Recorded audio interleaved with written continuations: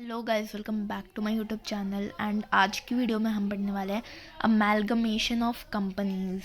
तो amalgamation of companies ये हमारे बीकॉम ऑनर और बीकॉम प्रोग्राम इसके अंदर का बहुत ही इम्पॉर्टेंट चैप्टर है, सेकंड सेमेस्टर कॉर्पोरेट अकाउंटिंग का आपका। ठीक है, तो स्टार्ट करते हैं। अमेलगमेशन ऑफ कंपनीज़ का पहले मीनिंग समझेंगे। तो ये वीडियो थोड़ी सी बेसिक होने वाली है, जिसके अंदर हम समझेंगे कि अमेलगमेशन ऑफ कंपनीज़ का बेसिकली मीनिंग क्या होता है। एंड इस वीडियो के अंदर हम न्यूमेरिकल नहीं सॉल्व करेंगे। इट इज़ मतलब लाइक न्यूमेरिकल बेस्ड नहीं है, थ्योरी बेस्ड है। एंड ये वीडियो आपके लिए बहुत ही ज़्यादा इंपॉर्टेंट होने वाली है, क्योंकि इसमें आपको एक कॉन्सेप्ट क्लियर होने वाला है। ठीक है, ये इशू और यूशू की हेडिंग वैसे लिखी हुई है। ठीक है, तो अमेलगमेशन क्या होता है? समटाइम्स, कभी कभी, sometimes companies carrying on similar business combine together to obtain economies of large scale production and avoid the competition.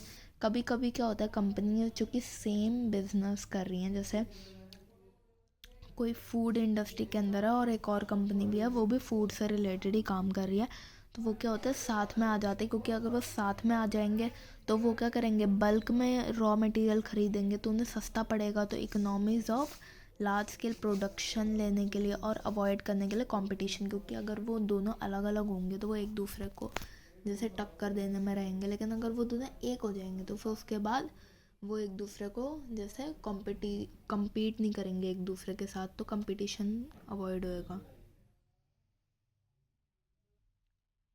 Amalgamation: when two or more companies doing similar business go into liquidation and a new company is formed to take over their business, it is known as amalgamation. जब दो या दो से ज़्यादा companies जो कि same business कर रही हैं, सिमिलर बिजनेस कर रही हैं, सेम और सिमिलर में फ़र्क होता है।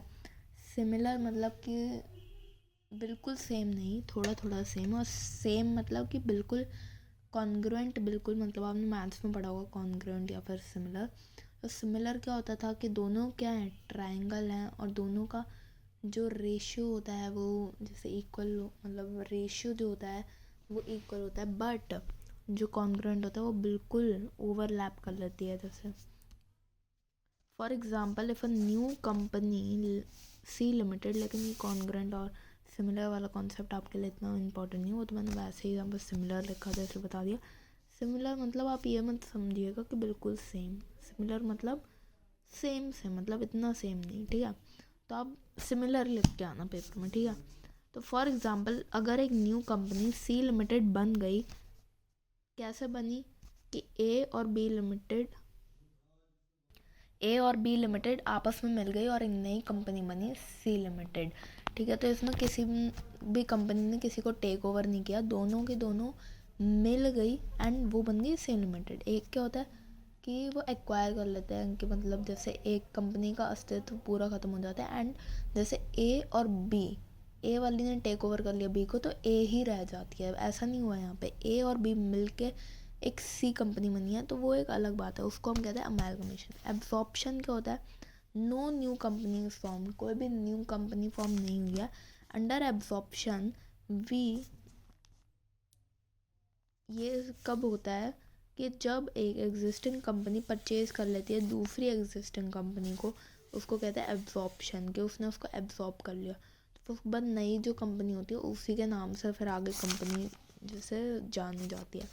ठीक है, जैसे if an already existing company named A limited, अगर पहले से ए लिमिटेड थी, टेक ओवर कर लिया उसने बिजनेस बी लिमिटेड का, तो it is an example of absorption. ये एब्जॉर्प्शन का एग्जाम्पल है, और अब वो ए लिमिटेड के नाम से ही जाना जाएगा। बी लिमिटेड का पूरा जो अस्तित्व था वो ख़त्म हो गया, तो अब ए लिमिटेड के नाम से ये कंपनी रह गई है।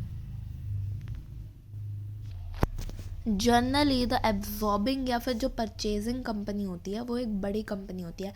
यूजुअली क्या होता है कि एक बड़ी कंपनी छोटी कंपनी को ख़रीद लेती है, क्योंकि उसके पास बहुत सारा पैसा होता है। तो उसके बाद जो एब्जॉर्ब कंपनी होती है वो स्मॉलर होती है साइज़ में। मतलब जनरली ऐसा होता है, हमेशा नहीं होता। जनरली बता रहा है कि मतलब एब्जॉर्ब करने वाली, परचेज़ करने वाली जो होती है वो बड़ी होती है, एंड जो छोटी होती है वो सेलिंग कंपनी होती है।